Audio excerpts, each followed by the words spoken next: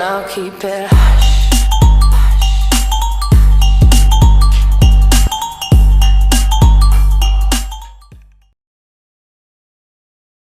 Ladies and gentlemen, boys and girls, aliens and predators, we are back on Shelk TV, and today I figured I would give you guys some road to the playoffs tips, help you guys get out of the restricted seeds, and even some tips that will also get you into seed 1. Now, this is the team I used to get out of the restricted seeds. I'm currently not in them. I'm working my way towards seed 1. I just figured I'd go through it real quick, show you guys what I have for a team. All of these guys are pretty well balanced. Jamal Crawford is more offensive. Russell Westbrook's good on both ends of the floor. Boogie Cousins, Cliff Robinson, DeMarcus Cousins are all really good. And Paul George, obviously, is good on both ends of the floor. If you can't have a really good... I recommend getting a really good center. Specifically for defense, I mean, all he's going to really be doing is standing dunks and maybe every now and then some driving layups. Every now and then a post fade or post hook or something like that. But nothing extremely common. So if you can't get a gold center, I recommend just getting a defensive silver center. Someone like Joakim Noah or Larry Sanders. Those both work fine. You also want a very well-rounded bench. Guys that can hold themselves on both ends of the floor. As far as the first 5 goes, the last 3 bench players you want is almost wild cards. J.R. Smith is basically good on both ends of the floor. He can shoot. He can work his way in, towards the rim, and he's really solid at defense. Andre Iguodala I have on the team specifically to lock people down that I can't. Maybe there's a Carmelo or someone on the other team that I'm maybe struggling with. I throw him in there just to kind of shut him down. Terrence Ross is really good at working his way to the basket, and he's also got a decent three-pointer, so I use him for that extra offensive push. Now, with all of that being said, let's hop into some gameplay and some winning tips. Alright guys, going into this game you will notice that I'm actually using John Wall instead of Russell Westbrook. That's because this is one of my earlier games. After 2 or 3 games I actually moved in Russell Westbrook and got rid of John Wall. So moving on from that, my first tip for you guys is when using this team, don't be afraid to use your bigs. Obviously, I see a lot of people not using their power forwards and centers to score unless they specifically have a center that's good for scoring and nothing else. I mean, I see a lot of people using Kristaps Porzingis and just not even using his shooting ability. So don't be afraid, again, to use a power forward center to score. They will be open for standing dunks, post hooks every now and then, and it'll really keep your opponent honest because not a lot of players will have the mindset to actually do that.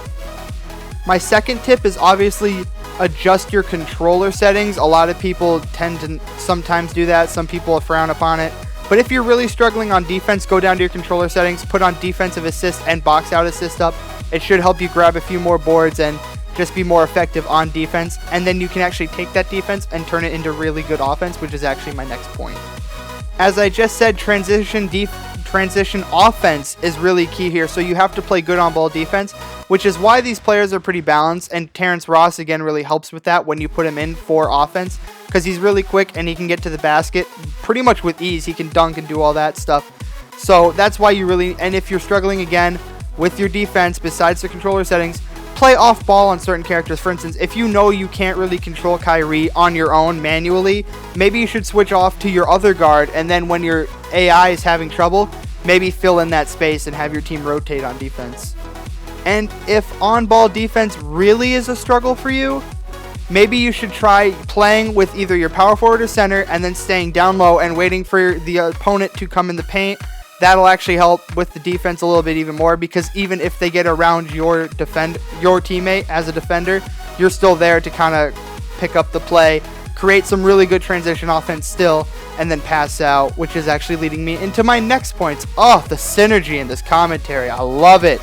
All right, speaking of good offense and passing, let's move into some passing. Obviously, you want to move the ball around more. I see a lot of people playing hero ball, which is essentially they'll have a player like Kawhi Leonard or Paul George or someone that can get to the rim or create an open shot for themselves, which is not bad, but you really need to move the ball around and play smart offense. Be patient. As you'll see in this game, I create some really awesome opportunities by just moving the ball around. Don't be afraid to move it to your bigs and then kick it back out, and just be sure to move the ball around. That is very key on offense when creating your own shot and when you can't do that transition offense.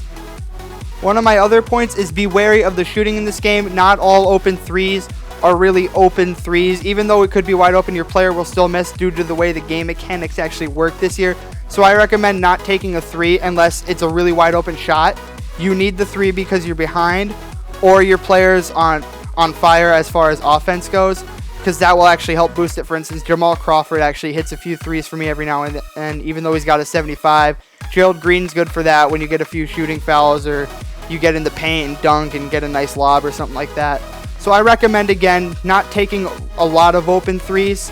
Try to make it so you have 2-point scoring, and it'll make your offense just more efficient. And you can almost, as you play like that more, you'll learn to play without the 3 more and more, and you'll actually be more efficient on the offensive end. Alright guys, that's it for my quick tips for you guys today on how to beat Road to the Playoffs. I hope that helped you guys. If there's something else you want me to cover in more detail, for instance, if you want me to go into detail on specifically offense for a video, let me know in the comments below. If you want defense specifically, let me know in the comments below as well. If you want more content, subscribe. I also do have a domination video if you are struggling with that, and I not only just play 2K, I play other games such as Call of Duty. A few other games are coming out this year that should be fun. I even have a FIFA thing going on if you want to check that out.